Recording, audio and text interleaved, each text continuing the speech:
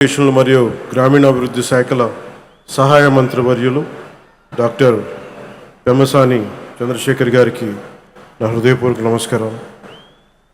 Bharatiya Janata party రాష్ట్ర అధ్యక్షులు Shri PVN Madhav గారికి, గౌరవ సమాచార సాంకేతిక ఎలక్ట్రానిక్స్ కమ్యూనికేషన్స్ మరియు రియల్ టైమ్ గవర్నెన్స్ శాఖ మంత్రివర్యులు సోదరులను శ్రీ నారా లోకేష్ గారికి నా నమస్కారం. గౌరవ శాసనసభ్యులు చంద్రగిరి నియోజకవర్గం శ్రీ పులివర్తి వెంకటమణి ప్రసాద్ గారికి నా హృదయపూర్వక నమస్కారం. జనసేన ఈ కార్యక్రమంలో పాల్గొంటున్న సహచర మంత్రివర్గ సభ్యులకి, శాసన మండలి మరియు శాసనసభ సభ్యులందరికీ, ప్రజాప్రతినిధులకు, నాయకులకు, అలాగే ఇక్కడికి విచ్చేసిన ప్రజలందరికీ, మీడియా మిత్రులకు మరి మీడియా మాధ్యమాల ద్వారా ఈ కార్యక్రమాన్ని వీక్షిస్తున్న ప్రజలందరికీ నా హృదయపూర్వక నమస్కారం. ముందుగా ప్రధానమంత్రి గారు సుదీర్ఘమైన కాలం పరిపాలనలోకి ఉన్న ప్రధానమంత్రిగా భారతదేశంలో మొట్టమొదటిసారి అన్ని రికార్డులను అధిగమించి, అంతకుముందు జవహర్లాల్ నెహ్రూ గారి సుదీర్ఘమైన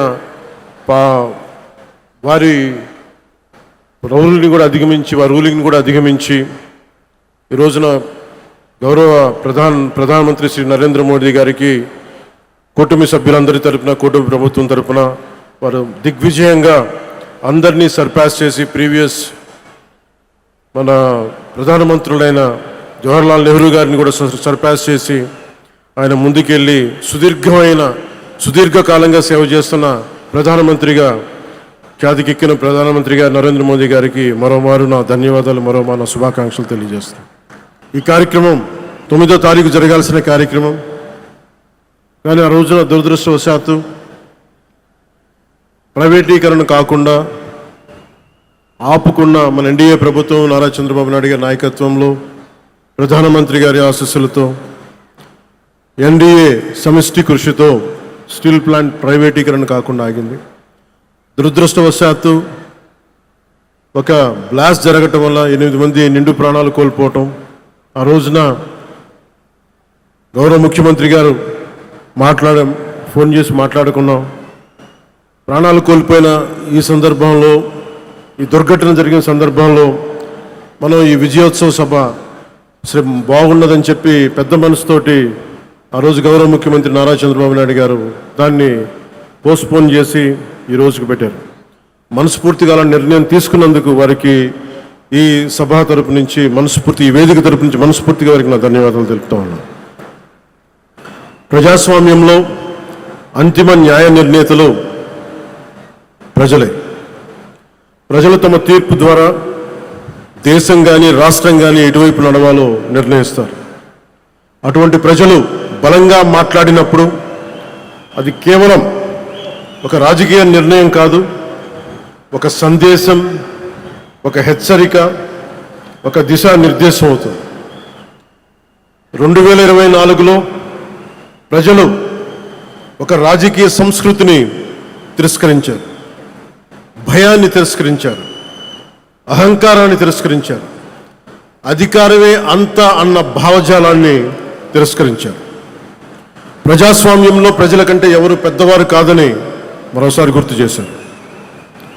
అందుకే 2024లో చేసినట్టు కొన్నిసార్లు ప్రజలు కేవలం ఓట్లు వేసి వదిలిపెట్టరు, చరిత్ర రాస్తారు. 2024లో ఆంధ్రప్రదేశ్ ప్రజలు చేసింది అదే. ఆ తీర్పు ఈ రాష్ట్రానికి మళ్ళీ ఆశనిచ్చింది, ఆంధ్రప్రదేశ్ సమాజానికి మళ్ళీ ఆత్మవిశ్వాసాన్ని ఇచ్చింది, ఒక తరం భవిష్యత్తుని మళ్ళీ నమ్మకాన్ని కల్పించింది. ప్రజలు మౌనంగా కనిపించిన అవసరం వచ్చినప్పుడు చరిత్రని మార్చగలరని మరోమారు నిరూపించిన సందర్భం అది. 2 ఏళ్ల క్రితం మీరిచ్చింది కేవలం అధికారం కాదు, ఒక బాధ్యత. ఆ బాధ్యతను గుర్తుంచుకుంటేనే ఈరోజు మీ ముందుకు వచ్చాం.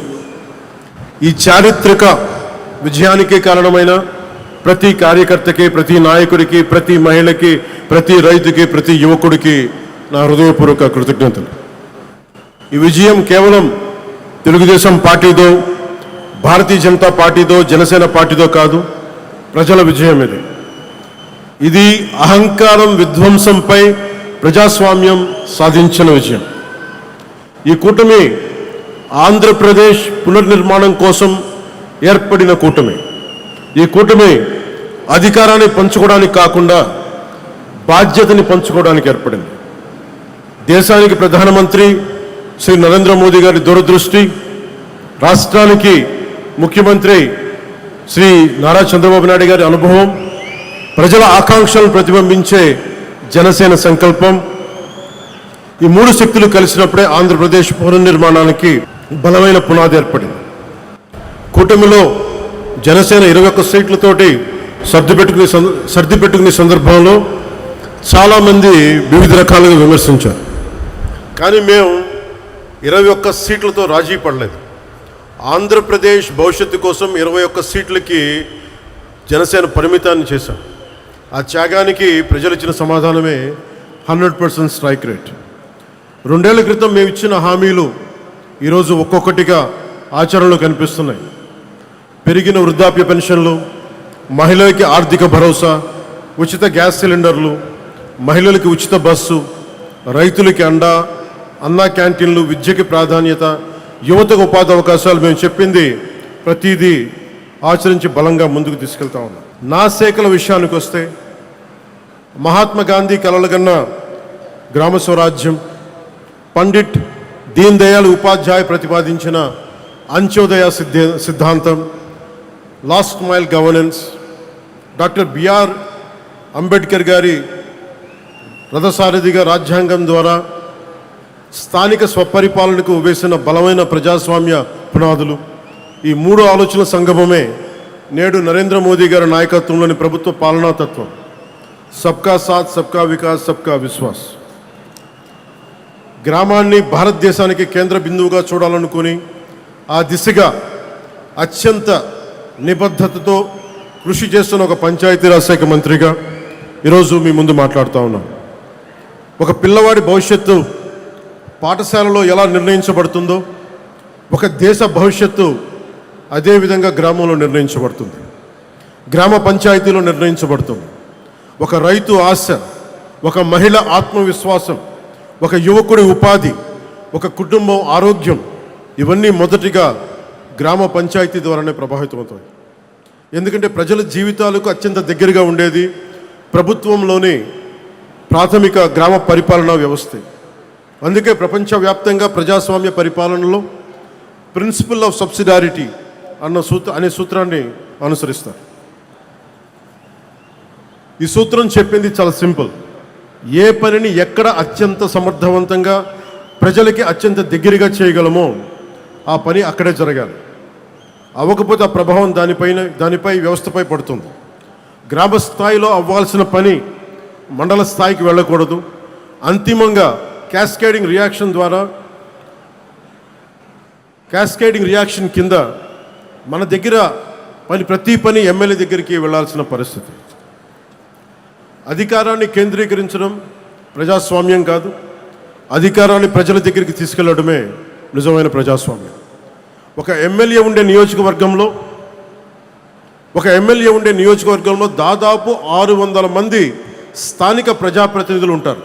సర్పంచులు కావచ్చు, వార్డు సభ్యులు, ఎంపీటీసీలు, జడ్పీటీసీలు, సహకార సంఘాల ప్రతినిధులు, వీరందరూ ప్రజాస్వామ్యానికి రూట్స్, వేళ్ళు. కానీ ఆ రూట్స్ని బలహీనపరిచి చెట్టుని బలపరచలేము. స్థానిక సంస్థలని బలహీనపరిచి ప్రజాస్వామ్యాన్ని బలపరచలేము. ఇది కేవలం పరిపాలనా సూత్రం కాదు, ఇది ప్రజాస్వామ్య సూత్రం, ఇది బాధ్యతా సూత్రం. నాయకత్వం గ్రామం నుంచి రావాలి. 2 సంవత్సరాల్లో మేము నిర్మించడానికి ప్రయత్నం చేసింది కేవలం రోడ్లు, కాలువలు, భవనాలు కాదు. Trust, social trust, institutional trust. ఎందుకంటే ఒక వ్యవస్థ బలహీనపడినప్పుడు మొదట కోల్పోయేది డబ్బు కాదు, నమ్మకం. వ్యవస్థ కనుక న్యాయం చేయకపోతే కులమే ముందుకు వస్తుంది. వ్యవస్థ బలహీనపడితే ప్రాంతీయత ముందుకు వస్తుంది. వ్యవస్థపై విశ్వాసం తగ్గితే సమాజం చాలా చిన్న చిన్న గుంపులుగా విడిపోతుంది. తెలుగు రాష్ట్రాలు మరింత బలపడాలి అంటే ఒక రాష్ట్రం కులాల పరిమితుల్ని దాటాలి, మరొక రాష్ట్రం ప్రాంతీయత పరిమితుల్ని దాటాలి.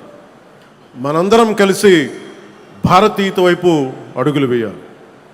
అందుకే నేను పంచాయతీరాజ్ గురించి మాట్లాడేటప్పుడు కేవలం పరిపాలన గురించి, పథకాల గురించి, చేసే పనుల గురించి మాట్లాడటానికే పరిమితం కాదు. నేను ప్రజాస్వామ్యం గురించి మాట్లాడుతాను, రాజ్యాంగం గురించి మాట్లాడుతాను, సోషల్ కొహెషన్, సామాజిక సమతుల్యత గురించి మాట్లాడతాను, జాతీయ సమైక్యత గురించి మాట్లాడతాను, భారతీయత గురించి మాట్లాడతాను, సామాజిక పరస్పర విశ్వాసం గురించి మాట్లాడతాను. ఈ మధ్య మేము పరిష్కరించిన విజయనగరం జిల్లాలోని ఒక పెద్దపెంకి గ్రామంలో ఫైలేరియా సమస్య ప్రత్యక్ష ఉదాహరణ. పంచాయతీరాజ్ సమస్య కోసం, సంస్కరణల కోసం చాలా కమిటీలు వచ్చినాయి. ఒక Balwant Rai Mehta committee, Ashok Mehta committee, GVK Rao గారి కమిటీ, ఎల్ఎం సింఘ్వి కమిటీ. ఈ ప్రయాణం చివరికి 1972లో 73వ రాజ్యాంగ సవరణగా రూపుదిద్దుకుంది. 93 నుండి పంచాయతీరాజ్ రాజ్యాంగ సంస్థలకు రాజ్యాంగ హోదా లభించింది. రాజ్యాంగంలోని ఆర్టికల్ 243 243 నుండి 243 వరకు పంచాయతీరాజ్ శాఖకు రక్షణ లభించింది. 11వ షెడ్యూల్ ద్వారా 29 అంశాలు గ్రామీణ స్వయం పాలన పరిధిలోకి వచ్చాయి. ఇది ప్రపంచంలోనే అతిపెద్ద ప్రజాస్వామ్య వికేంద్రీకరణ ప్రయోగం. దాదాపు 2.6 lakhs గ్రామ పంచాయతీలు, 30 లక్షలకు ఎన్నికైన స్థానిక ప్రతినిధులు, వారిలో 14 లక్షల పైగా మహిళలు. ఇది ప్రపంచంలోనే అతిపెద్ద గ్రాస్ రూట్స్ డెమోక్రటిక్ వర్క్. ఇవన్నీ ఎందుకు చెప్తున్నామంటే, ఇన్ని వ్యయ ప్రయాసలు కూర్చి ఇన్ని రకాల చట్టాలు చేస్తే ఆ వ్యవస్థ నిజంగా అధికారాన్ని గ్రామానికి ఇచ్చిందా? రాజ్యాంగం అధికారాన్ని ఇచ్చింది, కానీ ఆ స్ఫూర్తి అమలు అయిందా? నిధులు గ్రామానికి చేరాయా? నిర్ణయాధికారం గ్రామానికి చేరిందా? బాధ్యత గ్రామానికి చేరిందా? నేను పంచాయతీరాజ్ శాఖ బాధ్యతలు స్వీకరించిన తర్వాత రాజ్యాంగం చట్టాలు పుస్తకాలు తిరగేసి రివ్యూలు చేసి ఈ ప్రశ్నలకి సమాధానం వెతుకుతూ రాష్ట్ర వ్యాప్తంగా అధ్యయనం చేశాం. నాకు ఎదురైన మొదటి సమాధానం, సార్ బ్లీచింగ్ పౌడర్ కొనడానికి కూడా డబ్బులు లేవు, సార్ జెండా పండుగ చేయడానికి కూడా డబ్బులు లేవు. వీటితో మనం వారసత్వంగా పొందిన పరిస్థితి ఏంటంటే, గ్రామ పంచాయతీలకు రావాల్సిన కేంద్ర నిధులు నిలిచిపోయాయి. అనేక పంచాయతీలు అప్పుల బారిన పడ్డాయి. విద్యుత్ బకాయిలు వేల కోట్లకు చేరాయి. గ్రామస్థాయి పరిపాలన బలహీనపడింది. సర్పంచుల గౌరవం గురించి ఇంకా చెప్పాల్సిన అవసరం లేదు. అక్కడి నుంచే ప్రారంభమైంది institutional diagnosis, Panchayati Raj institutional diagnosis. రాజ్యాంగం పంచాయతీలకి హోదా ఇచ్చింది, కానీ జీవం పొయ్యాల్సింది మనమే. పంచాయతీలకు సరిపడా డబ్బు ఎందుకు ఉండట్లేదు? ప్రతి చిన్న పనికి పంచాయతీ ఎందుకు చూడాలి? ఎందుకు ప్రతి సమస్య ఎమ్మెల్యే దగ్గరికి ఎందుకు వెళ్ళాలి? సర్పంచ్ ఎన్నికవుతాడు, కానీ అధికారాలు వేరే చోట ఎందుకు ఉంటాయి? ఇవన్నీ ఆలోచిస్తేప్పుడు మాకు అర్థమైంది, సమస్య నిధుల కొరత మాత్రమే కాదు, సమస్య బాధ్యతల స్పష్టత లేకపోవడం. అథారిటీ ఒక చోట, రెస్పాన్సిబిలిటీ ఇంకో చోట, అకౌంటబిలిటీ మరో చోట. ఈ మూడు విడిపోతే వ్యవస్థ బలహీనపడుతుంది. దీనినే బ్రోకెన్ గవర్నెన్స్ చైన్ అనొచ్చు. అందుకే మేము ఒక ప్రాథమిక సూత్రాన్ని ముందుకు తీసుకొచ్చాం. గ్రామ సమస్యలకి పరిష్కారం గ్రామంలోనే వెతకాలి. ప్రజల జీవితాలను ప్రభావితం చేసే నిర్ణయాలు ప్రజల సమక్షంలోనే జరగాలి. అందుకే గ్రామ సభలను కేవలం ఒక అధికారిక సమావేశంగా కాకుండా గ్రామ ప్రజాస్వామ్యానికి కేంద్ర బిందువుగా మార్చే ప్రయత్నం చేశాం. గ్రామానికి ఏమి కావాలి, ఎక్కడ రోడ్లు కావాలి, ఎక్కడ తాగునీటి సమస్య ఉంది, ఎవరికి ఇల్లు అవసరం, ఎక్కడ పారిశుద్ధ సమస్య ఉంది, ఈ నిర్ణయాలు కార్యాలయాల్లో కాదు, గ్రామ సభల్లో జరగాలి. ఎందుకంటే ప్రభుత్వానికి కనిపించని సమస్య ప్రజలకు కనిపిస్తుంది. అధికారికి తెలియని అవసరం గ్రామస్తుడికి తెలుస్తుంది. గ్రామ సభ బలపడితే సర్పంచ్ బలపడతాడు. సర్పంచ్ బలపడితే పంచాయతీ బలపడుతుంది. పంచాయతీ బలపడి ప్రజాస్వామ్యం బలపడుతుంది. అప్పుడు మాత్రమే ప్రతి చిన్న సమస్య స్థానిక ఎమ్మెల్యే గారి టేబుల్ మీదకి రావాల్సిన అవసరం ఉండదు. అప్పుడు ఎమ్మెల్యేలు అసలు తమకి నిర్దేశించబడ్డ అసలు బాధ్యతలపై దృష్టి పెట్టగలుగుతారు. ఎమ్మెల్యేలు ఉపాధి విధానాలపై దృష్టి పెడతారు, పరిశ్రమల రాకపై దృష్టి పెడతారు, యువత భవిష్యత్తుపై దృష్టి పెడతారు, రాష్ట్ర భవిష్యత్తును నిర్మిస్తారు. కానీ రాష్ట్ర భవిష్యత్తును నిర్మించే ఈ ప్రక్రియకి ఒక బలమైన లీడర్షిప్ క్యాపిటల్ అవసరం. ప్రజాస్వామ్యంలో నాయకత్వం ఒక రోజులో పుట్టదు. నాయకత్వం పైనుంచి నియమించబడదు, సమాజం నుంచి ఎదుగుతుంది, గ్రామ సభల్లో రూపుదిద్దుకుంటుంది, పంచాయతీలో తీర్చిదిద్దబడుతుంది. అందుకే పంచాయతీరాజ్ వ్యవస్థ కేవలం ఒక స్థానిక పరిపాలనా వ్యవస్థ కాదు, అది ఒక నాయకత్వాన్ని తయారు చేసే ఒక ప్రజాస్వామ్య పాఠశాల. మన గౌరవ రాష్ట్రపతి శ్రీమతి ద్రౌపది ముర్ము గారు తన ప్రయాణం స్థానిక సంస్థల నుండి మొదలుపెట్టారు. ఒక నగర పంచాయతీ కౌన్సిలర్గా రాజకీయ ప్రయాణం మొదలుపెట్టారు. లీడర్షిప్ అనేది కేవలం ఒక రాజకీయ నాయకత్వం కాదు. డాక్టర్ ఏపీజే అబ్దుల్ కలాం నాయకుడు, ఒక సైంటిఫిక్ విభాగంలో అయిన నాయకులు, మనందరికీ గర్వించే ఎస్ఆర్ సెక్కిరణ్ గారు, అడ్మినిస్ట్రేటివ్ యాంగిల్లో ఆయన ఒక నాయకులు, ఒక గొప్ప ఉపాధ్యాయుడు కూడా ఒక నాయకుడు, ఒక నిజాయితీ గల అధికారి ఒక నాయకుడు. మనకి పంచాయతీని బలోపేతం చేసే సర్పంచ్ కూడా ఒక బలమైన నాయకుడు. భారతదేశంలో మహిళా రాజకీయ నాయకత్వానికి అతిపెద్ద విశ్వవిద్యాలయం పంచాయతీరాజ్ వ్యవస్థ. 50% 50% మహిళా రిజర్వేషన్ ద్వారా వేలాది మహిళా నాయకులు ముందుకు వస్తూ ఉన్నారు. సెల్ఫ్ హెల్ప్ గ్రూప్స్ ద్వారా మహిళలు సామాజిక ఆర్థిక నాయకత్వాన్ని చేపడుతున్నారు. వెనుకబడిన వర్గాల నుంచి నాయకత్వం వస్తుంది, యువత నుంచి నాయకత్వం వస్తుంది. యువత రాజకీయాలకు రావాలని మనం చెబుతాం, కానీ యువత మొదటి అవకాశం గ్రామ స్థాయిలో అందిపుచ్చుకోవాలి, ముందుకు వచ్చి పోటీ చేయాలి. ఇది సోషల్ క్యాపిటల్, ఇది నేషనల్ బిల్డింగ్. ఇప్పుడు అసలు ప్రశ్న, మనకి ఈ ఆలోచనల్ని గత 2 సంవత్సరాలు ఎంతవరకు ఆచరణలోకి తీసుకురాగలిగాం? అభివృద్ధికి మొదటి అర్హత స్థిరత్వం. గత 2 సంవత్సరాల్లో ఆంధ్రప్రదేశ్లో ఏర్పడిన రాజకీయ స్థిరత్వం గ్రామాభివృద్ధికి బలమైన పునాది వేసింది. ఎన్డీఏ వాళ్ళ నిర్ణయాలతో స్పష్టత వచ్చింది, కేంద్ర రాష్ట్ర సమన్వయం బలపడింది. ఆ స్థిరత్వాన్ని ఆధారం చేసుకొని ఈ రోజున పెట్టుబడులు కావచ్చు, ప్రభుత్వాన్ని గ్రామాన్ని మళ్ళీ పరిపాలనా కేంద్రంగా నిలబెట్టే ప్రయత్నం ప్రారంభించింది. అందులో భాగంగా 13,326 పంచాయతీల్లో ఒకేసారి గ్రామ సభలు నిర్వహించడం జరిగింది. ప్రజాస్వామ్యాన్ని ప్రతి గ్రామం గడప వరకు తీసుకెళ్ళగలిగాం. ప్రతి పంచాయతీకి ఒక కార్యదర్శి వ్యవస్థని బలోపేతం చేశాం. స్థానిక అవసరాలకు అనుగుణంగా కొత్త పరిపాలనా విధానాలను రూపొందించాం. గ్రామ పంచాయతీల పరిపాలనా సామర్థ్యాన్ని బలోపేతం చేశాం. పల్లె పండుగ ద్వారా గ్రామాభివృద్ధిని ప్రభుత్వ కార్యక్రమం నుంచి మంచి ప్రజా ఉద్యమంగా మార్చాం. స్థానిక నాయకత్వానికి గౌరవాన్ని పునరుద్ధరించాం, ఇర్రెస్పెక్ట్ ఆఫ్ ద పొలిటికల్ అఫిలియేషన్స్. స్వర్ణ పంచాయతీ దిశగా ప్రయాణం ప్రారంభించాం. ప్రతి ఆలోచన సిద్ధాంతంగా మిగిలిపోకుండా ఫలితంగా కనిపించాలనే దానికి స్వర్ణ పంచాయతీ కేంద్రంగా ఒక చిన్న ఉదాహరణ చెప్తాను. మన ఈ పక్కనే తిరుపతి రూరల్ మండలంలోని శ్రీనివాసాపురం గ్రామ పంచాయతీలో స్వర్ణ పంచాయతీ పోర్టల్ ద్వారా ఆస్తుల వివరాలను శాస్త్రీయంగా అప్డేట్ చేశాం. ఇప్పటి వరకు పంచాయతీ రికార్డ్స్లో కనిపించని అనేక ఆస్తులు వ్యవస్థలోకి వచ్చాయి. ఆస్తుల సంఖ్య 1291 నుంచి 1356కి పెరిగింది.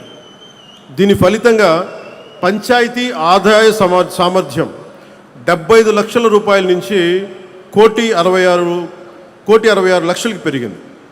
ఇక్కడ ఒక్క రూపాయి పన్ను కూడా పెంచలేదు. స్వర్ణ పంచాయత్ పోర్టల్లో సమాచారం సరిచేసాం అంతే. ఇది కేవలం ఒక గ్రామ పంచాయతీ కథ కాదు, వ్యవస్థ సరిగ్గా పనిచేస్తే గ్రామాలు ఎంతటి సామర్థ్యాన్ని సృష్టించగలవో చెప్పే ఒక బలమైన ఉదాహరణ. భారతదేశపు అభివృద్ధి ప్రయాణంలో తదుపరి అధ్యాయం ఇక్కడే ఉంది. 2047 నాటికి వికసిత్ భారత్ నిర్మాణం పార్లమెంట్ భవనం నుంచి కాదు, 2.6 లక్షల గ్రామ పంచాయతీల నుంచి ప్రారంభమవుతుంది. భారతదేశ భవిష్యత్ పార్లమెంటులో మాత్రమే కాదు, గ్రామ సభల్లో కూడా రాయబడుతుంది. ఒక చిన్న వాగు ముందుగా తన పరిసర భూములకి నీరు అందించి తర్వాత ప్రధాన నదిలో కలుస్తుంది. అలాగే ప్రతి పంచాయత్ ముందుగా తమ గ్రామాలను అభివృద్ధి చేసుకోవాలి.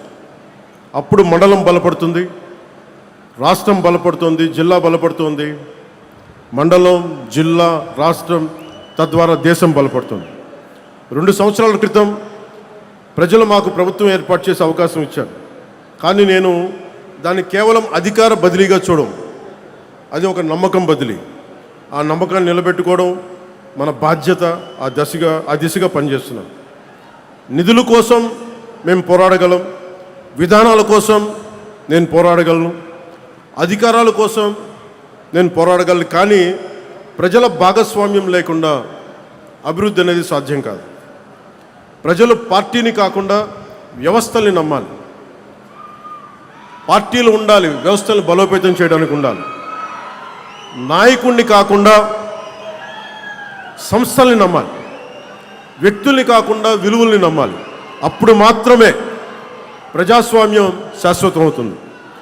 నాయకులు ఏ నాయకులైతే, ఏ పార్టీలైనా కావచ్చు, తెలుగుదేశం కావచ్చు, జనసేన కావచ్చు, భారతీయ జనతా పార్టీ కావచ్చు, వ్యవస్థను బలోపేతం చేసే దిశగా, విలువల్ని కాపాడే దిశగా, ప్రజాస్వామ్యాన్ని